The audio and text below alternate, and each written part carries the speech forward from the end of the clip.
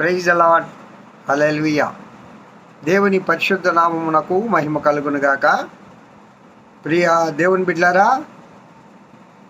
ఈ 7వ తేదీ ఏప్రిల్ నెల 26వ సంవత్సరంలో తిరుగా అనుదిన ఆహారాన్ని మనము భుజిద్దాం రండి. ఇన్ని దినాలు 40 డేస్ ఆ యొక్క ఉపవాస కూడికలు ఆలయంలో జరిగేవి కదా, అవి నేను అప్లోడ్ చేస్తూ వచ్చాను. కాబట్టి మరలా ఈ అందిన ఆహారాన్ని ఈ దినం నుండి మరలా ఆ దేవదేవుడు కొనసాగించినట్లుగా మీరందరూ ప్రార్థన చేయండి.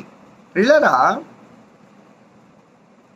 కొరింథీ సంఘానికి 2వ లేఖ అపోస్తలుడైన పౌలు గారు రాస్తూ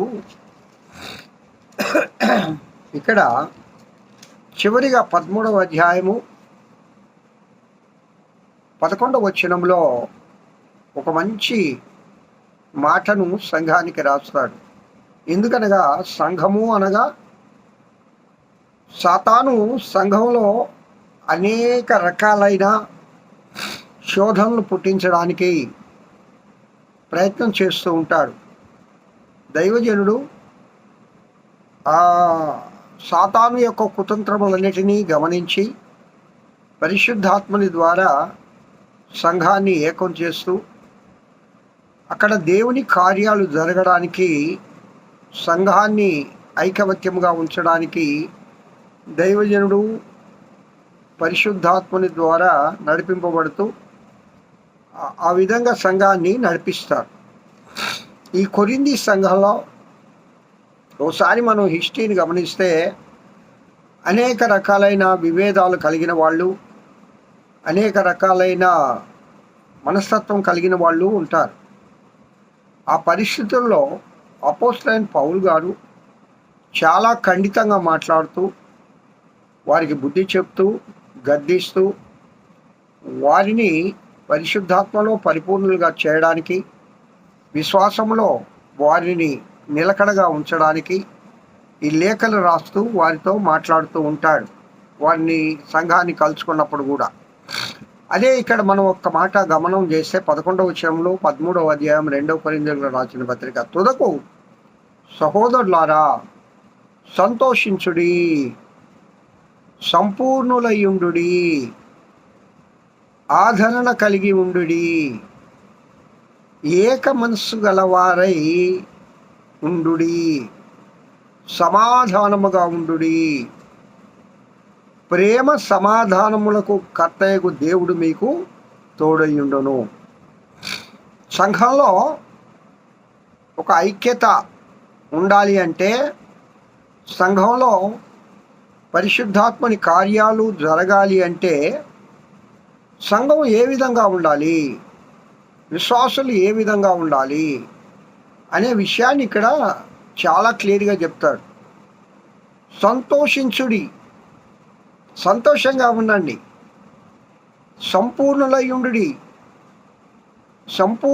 సంపూర్ణులుగండి, ఆదరణ కలిగి ఉండుడి, ఏక మనస్సు గలవారై ఉండుడి, సమాధానంగా ఉండుడి. ఏవండి, ఇక్కడ సంతోషించమన్నాడు. దేని యందు సంతోషించాలా? సంఘము అనగా ఇక్కడ విశ్వాసం. కొరింథీ సంఘస్థులారా, మీరు సంతోషంగా ఉండండి. దేనికి సంతోషం? ఎప్పుడు సంతోషం కలుగుతుంది? ఇప్పుడు లోక సంబంధంగా చూసుకుంటే ఒక కుటుంబం, ఆ కుటుంబం సంతోషంగా ఉండాలంటే ముందు ఆ కుటుంబంలో ప్రేమ ఉండాలి. ఏమండి, ధనం ఎంతైనా ఉండొచ్చు, ధనధాన్యాలు ఉండొచ్చు, లేకపోతే సమృద్ధి ఉండొచ్చు కుటుంబంలో. అంత మాత్రం చేత కుటుంబంలో సంతోషం ఉంటుంది అంటే అది కరెక్ట్ కాదు. ఆ కుటుంబంలో ఎప్పుడైతే సమాధానం ఉంటుందో, ఆ కుటుంబంలో ఎప్పుడైతే ఆదరణ ఉంటుందో, ఆ కుటుంబంలో ఎప్పుడైతే అందరూ ఏక మనస్సు గలవారై ఉంటారో అప్పుడు ఆ కుటుంబం సంతోషంగా ఉంటుంది. ఆ కుటుంబం సమాధానంగా ఉంటుంది. ఆ కుటుంబము ఒకరి ఎడల ఒకరు ఆదరణ కలిగి ఉంటారు. ఆ కుటుంబము మంచి కుటుంబంగా అభివృద్ధి చెందుతూ ఉంటుంది. కొన్ని కుటుంబాలు ఉన్నాయి, అప్పుడు ఆ కుటుంబాల్లో ఎప్పుడు తగులే. ఆ కుటుంబాల్లో ప్రేమ అనేది ఉండదు. ఆ కుటుంబానికి కావలసినవన్నీ ఉంటాయి. ఆ కుటుంబం ఏక మనస్సు కలిగి ఉండదు. ఆ కుటుంబంలో గొడవలే. అయితే ఇక్కడ సంఘము కుటుంబము ఒకటే. సంఘము ఎప్పుడైనా సరే ప్రేమ సమాధానములకు కర్తయ్యకు దేవుని తోడు కోరుకోవాలి. సంఘంలో ముఖ్యంగా ఉండాల్సింది ప్రేమ, సమాధానం. అది ఇచ్చేవాడు ఎవరు? యేసుక్రీస్తు ప్రభువారు. అనగా దైవ చిత్తానుసారంగా నడిచే సంఘంగా ఉండాలి. దేవుని చిత్తాన్ని నెరవేర్చే సంఘంగా ఉండాలి. పరిశుద్ధాత్మ దేవుని యొక్క కృపను పొందాలి. పరిశుద్ధాత్మ దేవుని యొక్క కృపలో నడవాలి. ఆయన ఆలోచన ప్రకారం సంఘం నడుస్తూ ఉన్నప్పుడు సంఘము సంతోషంగా ఉంటుంది. ఎప్పుడు కొన్ని సంఘాలు మనం చూసినప్పుడు ఆ సంఘాల్లో సాతాను గాడు చేస్తాడు. సంఘానికి సాతాను రాడా? తప్పకుండా వస్తాడు. సాతాను చేరి సంతోషం లేకుండా చేస్తాడు. ఎప్పుడు సంతోషం ఉండదంటే సంఘంలో ఉన్న విశ్వాసులందరూ ఏక మనస్సు గలవారై ఉండాలి. ఒకే మనస్సు. ఏ మనసు అది? వ్యక్తిగతమైన మనస్సు సంఘంలో పనిచేయకూడదు. బాగా జ్ఞాపకం పెట్టుకోండి. పరిశుద్ధాత్మని మనస్సు సంఘంలో పనిచేయాలి. ఏకాత్మ కలిగి ఉన్న వారందరూ కూడా, ఏకాత్మ అంటే పరిశుద్ధాత్మని ఆత్మ కలిగిన వారు అందరూ కూడా పరిశుద్ధాత్మని యొక్క ఆలోచన ప్రకారం నడుస్తారు. మీ శారీరకమైన ఆలోచనలు సంఘంలో పనికిరావు.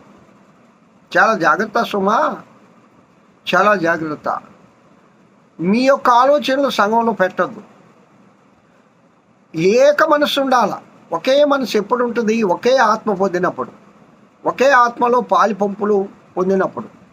ఒకే రక్తం ద్వారా మనందరం కనబడ్డాం కదా. మనందరం దేవుని కుమారులు, దేవుని కుమార్తెలం. మనము ఒక్క ఆత్మ ద్వారే కనబడ్డాం, అది నడిపించబడుతూ ఉన్నాం. ఒక రక్తం ద్వారే కనబడ్డాం. మనకొక్కడే తండ్రి, మనకొక్కటే దేవుని ఒక వాక్యం. అక్కడ ఒక్కటే ఉండాలి, రెండవది ఉండకూడదు. సంఘంలో అనేక మనస్తత్వాలు గలవారందరూ ఉంటారు, కాదండం లేదు. కానీ మీ శారీరకమైన మనస్తత్వాలు సంఘంలో పనిచేయకూడదు. ఇవన్నీ ఎప్పుడు జరుగుతాయంటే పరిశుద్ధాత్మ దేవుడు ఒక దైవ సేవకుడిని అక్కడ ఏర్పాటు చేస్తారు. దైవ సేవకుడు ప్రార్థనాపూర్ణుడై, దైవ సేవకుడు పరిశుద్ధాత్మ పూర్ణుడై, దైవ సేవకుని యొక్క నడిపింపులో సంఘమంతా నడుస్తూ ఉన్నప్పుడు ఏక మనసు గలవారుగా ఉంటారు, సంతోషంగా ఉంటారు, సంపూర్ణులుగా ఉంటారు, ఒకరి ఎడల ఒకరు ఆదరణ కలిగి ఉంటారు. సమాధానకర్తయ్యకు దేవుడు, ప్రేమ సమాధానాల కర్తయ్యకు దేవుడు ఆ సంఘానికి తోడుగా ఉంటాడు. ఇక్కడ సంఘం అంటే ఎవరు కాదండి, విశ్వాసులు. చాలా సంఘాల్లో ఈ దినము సమాధానం లేకుండా పోతుంది ప్రియులారా. సాతాను ఏలుబడి చేస్తూ ఉంది.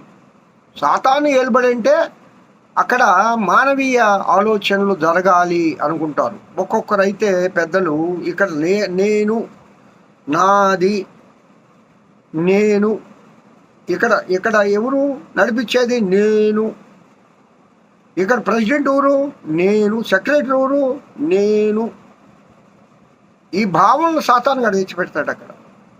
ప్రెసిడెంట్లు సెక్రటరీలది కాదు అక్కడ. పరిశుద్ధాత్మ దేవుడు, అది దేవుని సంఘము. దేవుని సంఘంలో దేవుడు ఒకరిని ఏర్పాటు చేసుకున్నాడు, ఒక దైవజనుడిని. ఆ దైవజనుడు కూడా ఎలాగుండాలా? అది నా సంఘము, నాది, నాది అనకూడదు, ఇది దేవునిది.